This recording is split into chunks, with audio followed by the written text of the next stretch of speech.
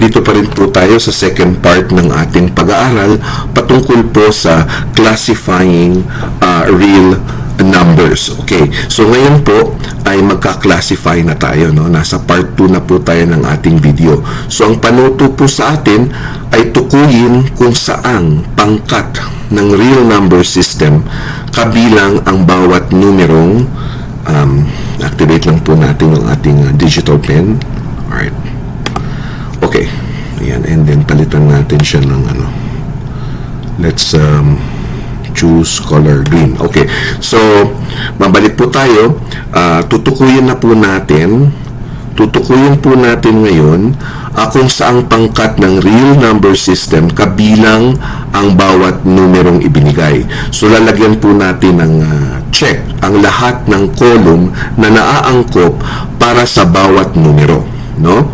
So, tandaan na ang isang numero po ay maaari pong kabilang siya sa higit sa isang pangkat. Bago po natin gawin yan, lagyan po muna natin nung mga nabanggit nating symbols kanina, yung ating mga group of set of numbers po natin. So, si natural po is n, n. Okay, kasi natural nga. Si whole number naman is W, kasi whole. And then, natural number counting, yes. Then, W is whole. And then, si integer po from the German word, Zahlen. Okay. Okay, alam na po natin yan, which means numbers that include whole, positive, negative, as well as zero.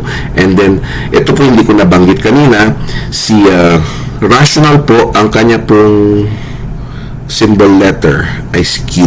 Okay, bakit Q? Kasi ang ibig sabihin po ng Q is quotient, no? Quotient. Bakit quotient? Kasi ang pinag-usapan po natin diyan ay yung yung two integers that can be expressed as a fraction, no?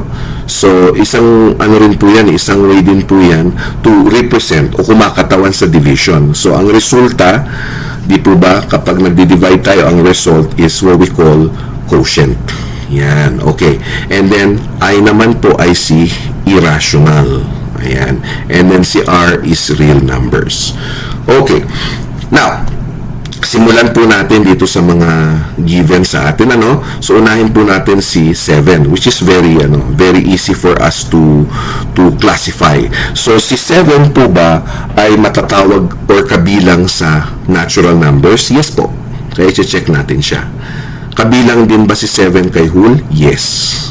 Kabilang din ba siya kay integer? Yes. Now, eto. Hindi ko yan nabanggit kanina, pero ang 7 po ay pwede rin ma-express as a rational number. Yes. Why?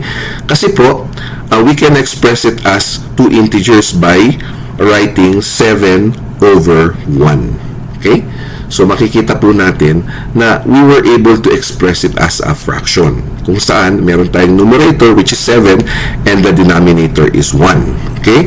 So, that is why kabilang din si 7 kay rational number. Okay? So, kabilang siya kay natural, kabilang siya kay whole, kabilang siya kay integer, kabilang din siya kay rational. Kasi nga, pwede natin siyang i-express as a ratio of two integers, which is 7 over 1. Now, irrational ba siya? Of course, hindi. So, iwanan na natin blanco yan. And then, how about real ba ang 7? Of course, real. Okay. Now, how about ang negative 0.4? O, ito, medyo medium challenge sa atin yan, Okay. Kasi kumisan nalilito tayo. Ito ba dapat sa integer or rational? So, nabanggit natin kanina dun sa ating concept video sa part 1 na of course, kapag natural, wala tayong fraction at wala tayong decimal. So, hindi siya kabilang kay natural. So, si negative, ulitin ko po, baka nagkamali ako ng pagbanggit, So, si negative 0.4, hindi po siya negative 0.4, hindi po siya kasama kay natural or kabilang kay natural. Okay? Hindi rin siya kabilang kay whole, hindi rin siya kabilang kay integer. Bakit negative? Hindi po siya kabilang doon. Kasi nabanggit natin Kahit kay integer na hindi po pwede ang decimal. Okay. Now, kanino kabilang si negative 0.4? Kabilang po siya kay rational. Okay. Eh, bakit? Kasi po, pwede po natin siyang express as the ratio of two integers. At ano po yan? Yan po ay si negative 2/5. Okay? Yes, yan po ang kanyang fraction form. Okay, kasi nga, pwede natin siya express as the ratio of two integers. Ano po? And at the same time, ang negative 0.4 po ay example ng tinatawag nating negative terminating decimal. Okay? Negative terminating decimal po siya. Okay? Yes. Okay, so yan po siya. So siya po ay example ng negative terminating decimal. Okay? So di ba nabanggit natin kanina, kabilang sa mga rational numbers ay yung terminating decimal. Okay? Pero ito negative kasi siya. Pero magkagayon pa po selyado na si negative 0.4 ay kabilang kay rational. Not kay natural, not kay whole, not kay integer, but rather kay rational. Kabilang ba siya kay irrational? Of course not. Okay? Kabilang ba siya kay real? Yes. Alright. Ayan. How about si zero? Okay. Si zero po, napakadali nito. Kasi, alam naman natin na si zero hindi kabilang kay natural. Because si natural number po would start with 1, right? Okay. How about whole? Nag-i-start ang whole sa 0. Kaya kasama siya doon. Kasama si 0 doon. How about sa integer?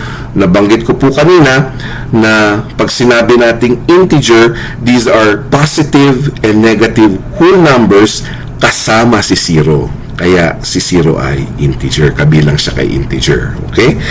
How about kay rational? Yes po. Kasi pwede po nating i-express si 0 as 0/1. Okay. So, na-express natin siya as the ratio of two integers. Ano po? But of course, hindi natin siya pwedeng express as 1/0, no? Kasi magiging undefined po yan. Wrong yan. Okay. But rather, possible po yung 0/1. Not 1/0. Okay? So, siya po ay kasama kay rational. Okay. How about kay irrational? Of course not. Kay real? Yes. Okay. Ayan po. Dali lang. Now, ito yung medyo challenging, ano? Yung tinatawag nating square root of 36. Now, obviously po, ang square root of 36 po ay isang example ng tinatawag nating perfect square. So, perfect squares po are rational. Okay? So, ano po ba yung perfect? Okay, perfect. Sulat po natin. Perfect squares. Okay, perfect squares. So, madali po natin makukuha yung square root. So, ang square root po ng 36, of course, is 6. So, 6 is actually a natural number. Yes. Yes. And then, it's also part of the whole number group. The integer. Yes. Yes, part din siya ng rational because we can express this as 6 can be expressed as the ratio of two integers as 6/1. Yes. So, that's why siya po ay kabilang kay rational. How about irrational po? Hindi po. Okay? How about real? Yes. Real number siya. Okay. Now, may isa pang may square root. Okay. So, ano naman yung square root na yan? Square root of 5. Now, ito po yung big difference, ano, para makita po natin na hindi lahat na may square root perfect square, ano po. So, meron po tayong non-perfect square, okay? So, example po ng non-perfect square, of course, I see square root of 5. So, non-perfect square, I see square root of 5. Non-perfect square. Okay. Sulat lang po natin. Okay, and that is of course the square root of 5. Now, if we will get the square root of 5, it will give us approximately 2 2.2, 3606, alright, 79. So notice po that iyan pong kanyang nakuha nating approximate value is non-terminating and non-repeating. So when we say non-terminating po and non-repeating, that is of course saang grupo na siya nabibilang? Of course sa irrational. Yes, irrational po siya. So hindi siya pwede kay natural, hindi siya pwede kay whole, hindi siya pwede kay integer, hindi siya pwede kay rational, but rather siya ay nabibilang kay irrational. Siya ba ay real? Of course, siya ay real. Okay, next, ang 2/3 naman po, no? So ang 2/3, obviously alam natin na siya ay siya ay rational. Yes, okay. Okay, ang kanyang kasi it is expressed, ang keyword natin dyan, it is expressed as the ratio of two integers. And at the same time, ang kanyang decimal form is approximately 0.666. So mapapansin nyo, siya ay siya ay repeating decimal. Okay, example ng repeating decimal. So dun pa lang selyado na siya kay si 2/3 selyado, or si 2/3 a fraction and then sa decimal is 0.666 and so on. Selyado na siya kay what do you call this? Rational number. Now, siya ba ay irrational? Hindi. Siya ba ay natural? Hindi. Siya ba ay whole or integer? Hindi. Siya ba ay real? Yes. Yan po. So, ganyan po natin i-classify ang mga sets of numbers sa ating real number system. So, madali lang po siya. Kailangan lang po naiintindihan natin. At yan po natatapos ang aking math tutorial video, part 2, para sa classifying real numbers under the branch of mathematics which is focused on number theory.